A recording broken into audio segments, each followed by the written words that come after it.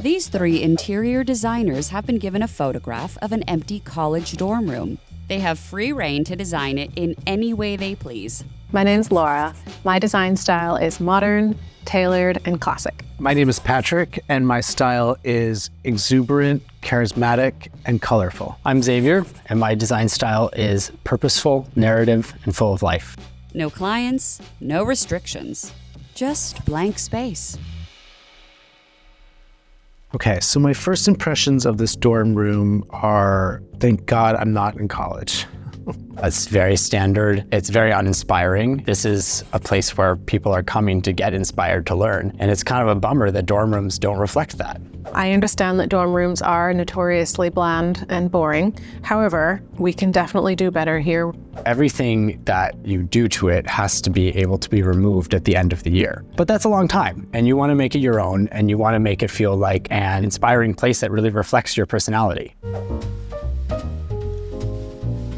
First of all, I'd like to eliminate the idea of these bunk beds. Nobody wants to climb up and down into a bunk bed every night or morning. I don't like bunk beds. I always feel like I'm going to roll right out of them and onto the floor in the middle of the night. If you have a space that is on the smaller side, creating different places to be can actually make it feel more spacious. So even though in this original space, they did have a lot of functionality in that you have your bed and you have your desk and it's all in one place, it feels juvenile and it feels cramped. It's not very graceful. It's not very mature, sophisticated. If we can spread it out and make it feel more sort of luxurious, I think that we can make a much better space for these two college students. I'm going to kind of try to dismantle these bunk beds. Most college bunk beds are actually, made up of some parts that are stacked. You can usually unscrew them and then move this lower part of the bed down to the ground. So that's exactly what we're going to do. If we actually put a bed on each side, we can upholster a headboard along the back and along the top. And then we can have lots of pillows on here and just really make it feel so lovely. And you can see already that now it's almost like a lounge space, more so than just for sleeping. It's for hanging out. And then we can put a desk on each side and just kind of continue that sense of symmetry that makes it feel very calm. If you have a day bed and then you have a desk separately, there's more places to be in the room. Rather than two bunk beds, I think it'd be a great idea to have a upholstered pair of day beds that face one another to create sort of a living room atmosphere when need be. I love the idea of just a plain, simple tuxedo, custom-made daybed with some drawers underneath for extra storage, and thought that this fabric, which has got great utility to it, it's a synthetic but feels like a velvet, is a great color.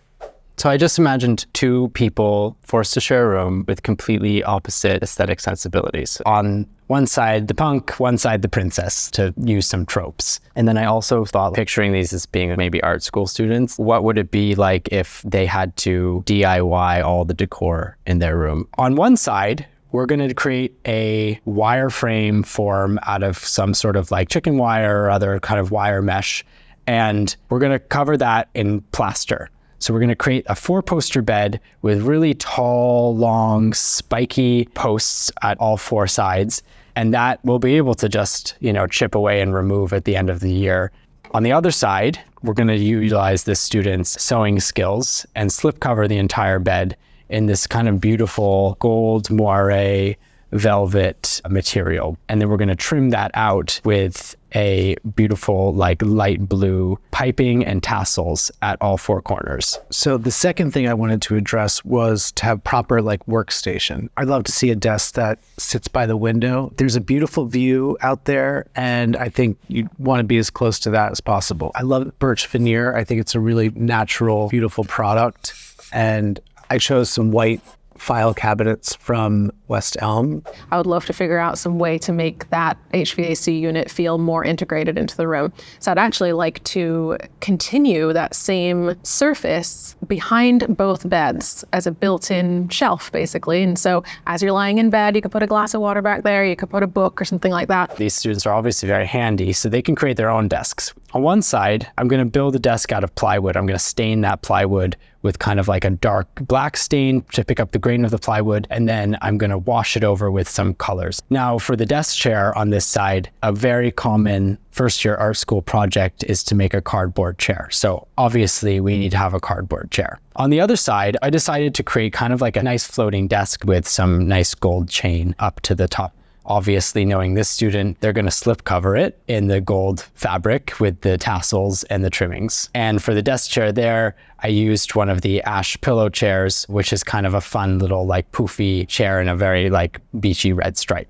Paired with the desk, I chose 2 Pantone chairs from Design Within Reach. It's light, it's playful, and can be moved around the room easily. I thought it was a great combination with these 2 round tables from MoMA, and can also be taken with you on your next journey. I would love to bring in a really interesting chair, something sculptural, has a beautiful profile. I'm thinking specifically of these chairs from a Baltimore maker called Crump and Quash. They have a really cool rounded back and an upholstered seat. If we have something in that space that feels really special, I think it really goes a long way to making those college students feel like they have a unique space that is intentional and that they feel can really be a space that they can call their own. So in my college, I had concrete block walls and concrete floor, which, you know, in a sort of minimalist way could be cool, but it just kind of felt cold and industrial. The floor in my dorm was like that, you know, horrible vinyl tile. I think it was like a speckled gray. Everything was gray. Pattern on the floor brings me back to my first days at school, thinking, how am I going to make it through here? There's nothing warm or inviting about it. It feels like a place that I can't wait to get away from. And we can't do anything permanent with the floors. We can't rip these out and put in something more attractive, but we can put down a beautiful rug. And I would love to get a really cool vintage rug. It's going to automatically give some personality and some great texture to the space. They're super sustainable because they already exist. A really big rug that continues over the entire floor actually makes the room feel more spacious. When you have a tiny rug, it sort of feels like a little floating island in the middle of the space. It makes it feel like your room isn't big enough or that the rug isn't big enough. When I was in school in Providence, we had a lot of discount warehouses, and one of them was a big discount carpet warehouse where you could actually buy, you know, big squares of carpets or length of carpets for pretty cheap. Both of these students are taking a trip, probably in separate Ubers, to go to the carpet place. And one side, we're going to do like really sort of beautiful red carpet, classic, kind of regal, to sort of like complement this kind of fancier side of the room. And then on the other side, I want to do like a really rough, kind of like high pile black shag carpeting that's going to create this like fun, you know, furry ground to stand on. I definitely wanted to cover these bare floors with something that was cozy and utilitarian. I partnered with Aronson's Carpet, my go-to resource, for squares of broadloom wool that we could then piece together to create a grid-like, interesting pattern on the floor, reminiscent of farmland from the bird's eye view when you fly over. We have to think of a way to address the design without being too permanent. And one of the great hacks that I love is to actually do an upholstered wall with liquid starch. If you haven't heard of this before, it's actually really cool. So you just paint the wall with liquid starch, you put your fabric on, and then you paint on more liquid starch. You get a little mini squeegee and you squeeze out all of that liquid starch, and then it just dries perfectly, maintaining the original texture. And in this case, I think I would love to do something with a really kind of fun but simple pattern where you can still feel like you can add more personality to the room. And the best part is that you can take the fabric down and you can wash it and use it again. So it's zero waste and really inexpensive. And if I can do it, you can do it. So I'm imagining these two roommates and their warring aesthetics. On the left side, there's this one reference image that I found of Andy Warhol's studio sometime in the 70s or 80s. He had covered the entire thing, wall, ceiling, every piece of furniture in tin foil. I thought, what better material than tin foil that you can get at the grocery store, and you can kind of cover anything with it. So I'm having this student cover all of the walls and the ceiling in tin foil, and I'm going to attach it with this aluminum foil tape, which you can also get at the hardware store. And it's going to create this amazing, reflective, you know, super cool, wrinkly texture, but then also with this kind of structure of a grid that I'm going to create with the aluminum foil tape. On the other side, I think we have, maybe a textile major or a fashion major, somebody who knows how to work their way around a sewing machine. And so they're going to go to the fabric store.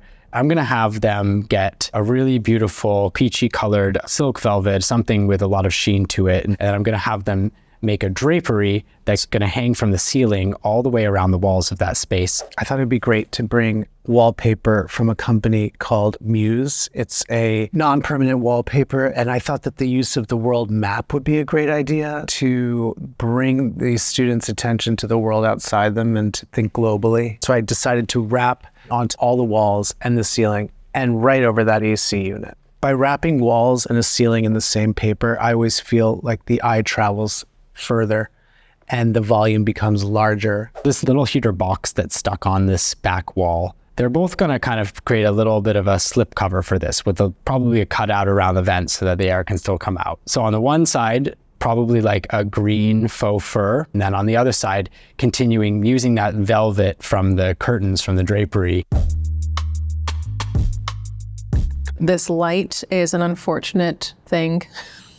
The placement, it bothers me that it's off center. It's one of those horrible like fluorescent ceiling lights, and it's very clearly on one side of the room. That pesky light that we couldn't change. One of my favorite designers, lighting designers, is Ingo Maurer. And tried to emulate one of his fixtures by taking 3 layers white transparent fabric and suspending them in a gradation form down so that it looked sort of like a cloud. I think in order to address this light on the ceiling, I would love to have a fabric sort of canopy that sits over the light fixture. It's going to distract from the fact that it's actually off center. This canopy can actually be the same width of the window so that it can feel nice and symmetrical. Not only does it improve the look of the light fixture, but it actually will improve the way that light is sort of diffused throughout the whole room. I just had him paint kind of a relief of a grasping hand on there, which is a little scary, a little punk, a little like horror movie. I think that would be a kind of fun antagonistic gesture to the space next door. So for the other lighting on this half of the space, I wanted to,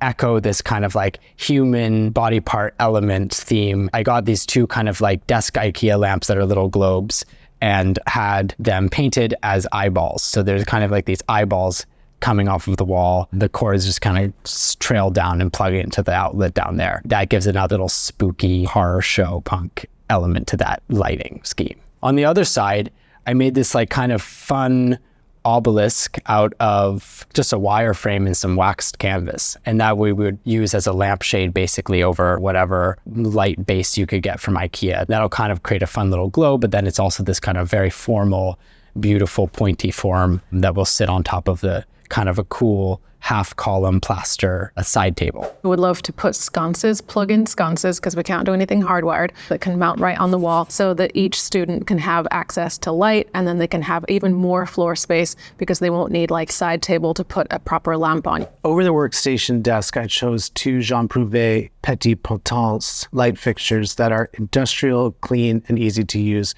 I thought that it was a great pairing with the Prouvé to mix the GL Day lights that are really colorful and fun. They're playful, they're youthful, they're also highly indestructible.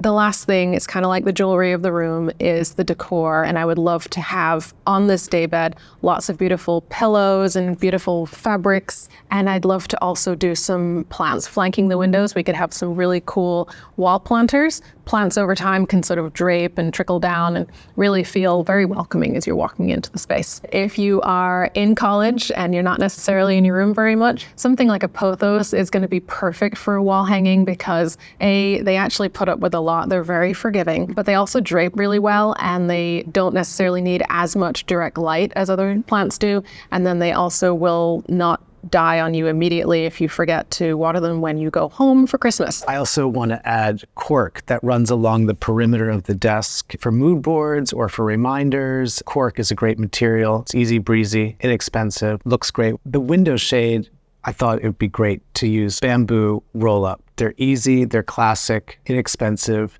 Palette-wise, tone-wise was really nice with the desktop and the cork. On the daybeds, I chose some Pottery Barn white cotton quilted blankets that can be easily washed and paired those with Paul Smith striped pillows in this yellow and blue and orange. It has great movement. I definitely thought that we needed some shelving in here, so I decided to use Bitso shelving, one of my favorite systems designed by Dieter Rams, in white.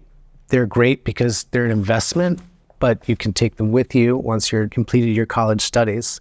So a very element of this room is sort of already decor. This is just starting out the semester. Just imagine what's going to happen by the end of the semester. It's going to be even crazier. The one thing I did want to add is something reflective, some mirror, I think. And on this side, a very traditional mirror element in a lot of very fancy old houses is this kind of like beautiful gilt convex mirror that you would see, you know, at the top of a staircase or above a mantle. We can't afford that because we're college students here. So I found this convex traffic mirror that you'll often see driving to look around the corner. So it kind of accomplishes the same thing. It's got a really nice red frame around it, and I think it looks perfect in this space. So I love how this design is coming together. I would want this to be my dorm room. I'm quite jealous that it can't be my dorm room. It feels really warm. It feels like a home away from home, which is really what I think a college student is looking for. And yet it feels open and light enough that each student could bring their own personality and they can put their own artwork up on the walls. So looking at this, ultimately, it's a little crazy, but I actually think these two halves kind of speak to each other in more ways than one. And I think they actually kind of work together, even though they are so completely different. Every single thing in this space you could buy at the art store, the fabric store, at Home Depot, pretty accessible to a college student. Maybe you need a little modest budget to do it. I think these students are obviously so different, as evidenced by their competing halves of the room. They probably start off the semester day one in conflict, but I'm pretty sure they end up in love with each other. Overall, I think the dorm room feels academic, global, interesting, and soothing at the same time. My hope is that this room makes these students dream, think outside themselves, and how they might make their imprint on the world.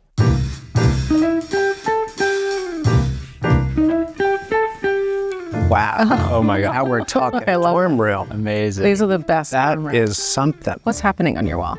What's going on? Okay, yeah. Because a lot. What's going on here, Xavier? Okay, so you don't get to pick your roommate. I mean, I didn't at Right. least. Got the princess and the punk. What would happen if they just couldn't compromise at all? And so just decided to split it down the middle? Yeah. I love this map thing that you've got.